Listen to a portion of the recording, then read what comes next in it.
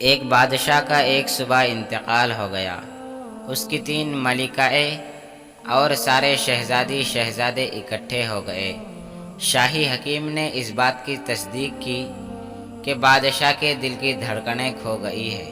بڑی ملکہ نے کہا، انہوں نے اپنی زندگی میں کبھی انصاف نہیں کیا تھا۔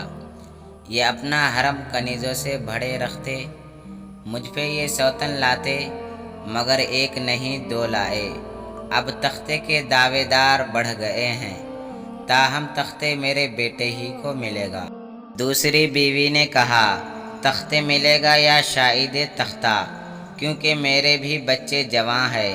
انہوں نے مجھ پہ بھی ظلم کیا، مجھے کہا تم میری محبوب ملکہ بنو، تم ہی حکمرانی کرو گی اور اب میرے بچے کریں گے۔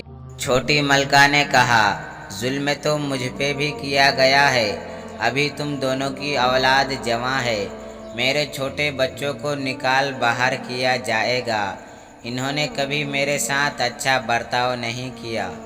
اچانک سب کے حلق سے چیخ نکلی۔ ملکائیں اس پلنگ سے یکدم گھبرا کر اتر گئی جس پہ بادشاہ کا مردہ جسم رکھا تھا، لیکن اب مردہ نہیں رہا تھا۔ بادشاہ یک خط اٹھ کر بیٹھ گیا، سب بوکھلا کر قدم پیچھے ہٹ گئے اور پھٹی پھٹی نظروں سے بادشاہ کو دیکھنے لگے۔ بادشاہ نے غمگین آواز میں کہا، ہماری سلطنت میں ایک کسان تھا، اس کو سانپ نے ڈس لیا، وہ مر گیا، اس کی بیوی رو رہی تھی، میں نے وہ منظر دیکھا تھا، میں نے سوچا دیکھوں میرے مرنے پہ کون روتا ہے۔ میں مرا نہیں تھا۔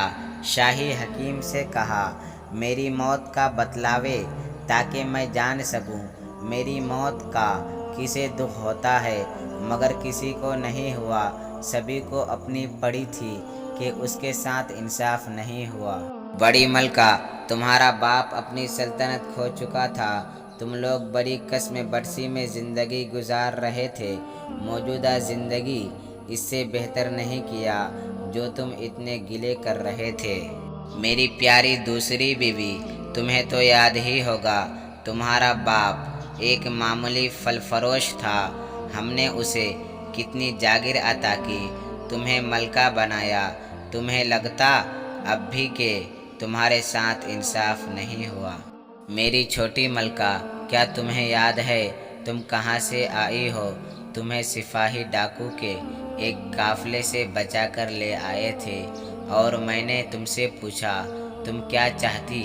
تم نے کہا میں داسی بننا چاہتی ہوں، میں نے ملکہ بنا لیا۔ میں نے ساری عمر تم لوگوں کو دنیا کی ہر چیز دی اور تم میں سے کوئی بھی میری موت کا سن کے ایک آنسو بھی نہیں بہانے پہ تیار تھا۔ میری نظروں کے سامنے سے دفع ہو جاؤ، کل اگر تم میں سے کوئی یہاں نظر آیا، جلاد اس کی گردن اڑا دے گا۔ تم لوگوں کو دولت کی ہوس ہے، وزیر اعظم تم لوگوں کو خزانے کا ایک کثیر حصہ دے دے گا، کبش خزانے کے اس ڈھیر میں سے کس کی سچی محبت اور خلوص خرید سکتا ہے؟ وہ کسان مجھ پہ سبقت لے گیا۔